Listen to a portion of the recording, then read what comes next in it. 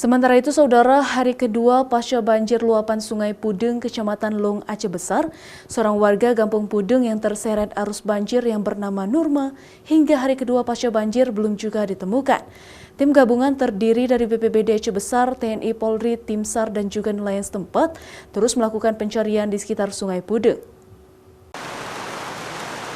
Hari kedua pasca kejadian yang melanda Desa Pudeng, Kecamatan Long Raya, petugas gabungan yang terdiri dari BPBD Aceh Besar, TNI Polri, Tim SAR, dan nelayan setempat terus mencari keberadaan seorang warga Desa Pudeng yang bernama Nurma berusia 65 tahun yang hilang terseret arus Sungai Pudeng pada saat pulang dari berkebun.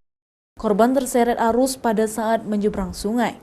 Kepala Badan Penanggulangan Bencana Aceh, Ilyas Yunus, menyebutkan, berdasarkan informasi dari BPBD Aceh Besar, tim gabungan tersebut saat ini mengintensifkan pencarian di wilayah Sungai Pudeng. Sebelumnya, menurut Ilyas Yunus, tim sudah menemukan beberapa barang milik korban, yaitu berupa baju, tas, dan juga mukena yang diperkirakan milik korban. Ada satu orang warga di Desa Pudeng ini yang mungkin yang terseret arus banjir kemarin itu sampai hari ini belum diketemukan, yaitu atas nama Nurma ya. Nurma itu umur sekitar 65 tahun. Pencarian sampai dengan hari ini masih dilakukan. Berita yang barusan saya terima bahwa hari ini mungkin ini cuaca sudah mulai ekstrim lagi. Mungkin diperkirakan mungkin nanti sekitar jam-jam 3 atau jam 2 akan terjadi hujan dengan intensitas yang tinggi. Cuaca menurut Ilyas Yunus menjadi penghambat bagi tim untuk melakukan pencarian.